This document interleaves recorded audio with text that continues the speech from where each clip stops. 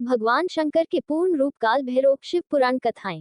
एक बार सुमेरु पर्वत पर बैठे हुए ब्रह्मा जी के पास जाकर देवताओं ने उनसे अविनाशी तत्व बताने का अनुरोध किया। शिव जी की माया से मोहित ब्रह्मा जी उस तत्व को न जानते हुए भी इस प्रकार कहने लगे, मैं ही इस संसार को उत्पन्न करने वाला स्वयंभू अजन्मा एकमात्र ईश्वर अनादि भक्ति ब्रह्म घोर निरंजन आत्मा हूँ।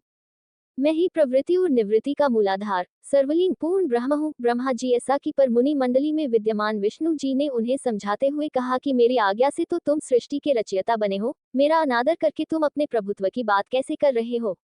इस प्रकार ब्रह्मा और विष्णु अपना अपना प्रभुत्व स्थापित करने लगे और अपने पक्ष के समर्थन में शास्त्र वाक्य उद्धृत करने लगे। अंततः वेदों से पूछने का निर्णय हुआ तो स्वरूप धारण करके आए चारों वेदों ने क्रमशः अपना मत 6 इस प्रकार प्रकट किया।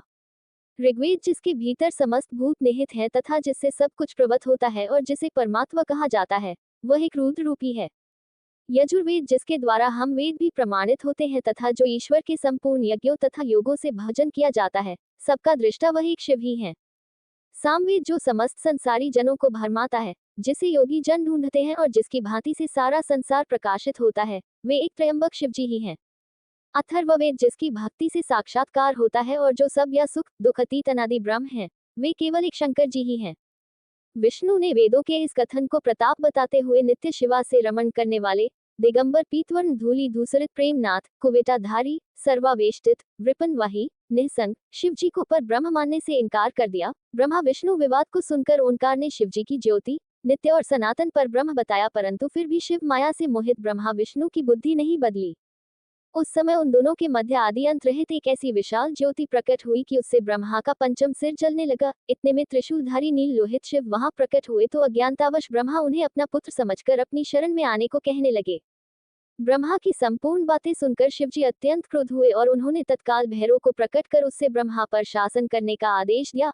आज्ञा का पालन करते हुए भैरव ने अपनी बाईं उंगली के नखाग्र से ब्रह्मा जी का पंचम सिर काट डाला। भयभीत ब्रह्मा शतरुद्री का पाठ करते हुए शिवजी के शरण हुए। ब्रह्मा और विष्णु दोनों को सत्य की प्रतीति हो गई और वे दोनों शिवजी की महिमा का गान करने लगे। ये देखकर शिवजी शांत हुए और उन दोनों को अभयदान दिया।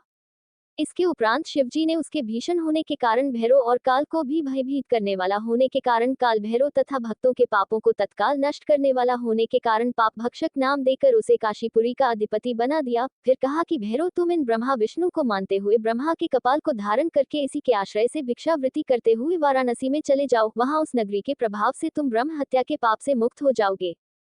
शिवजी की आज्ञा से भैरव जी हाथ में कपाल लेकर ज्यों ही काशी की ओर चले, ब्रह्म हत्या उनके पीछे पीछे हो चली। विष्णु जी ने उनकी स्तुति करते हुए उनसे अपने को उनकी माया से मोहित न होने का वरदान मांगा। विष्णु जी ने ब्रह्म हत्या के भैरव जी के पीछा करने की माया पूछना चाही तो ब्रह्म हत्या ने बताया कि वह तो अपने आप को पवित्र और मुक्त होने के लिए भैरव का अनुसरण कर रही है।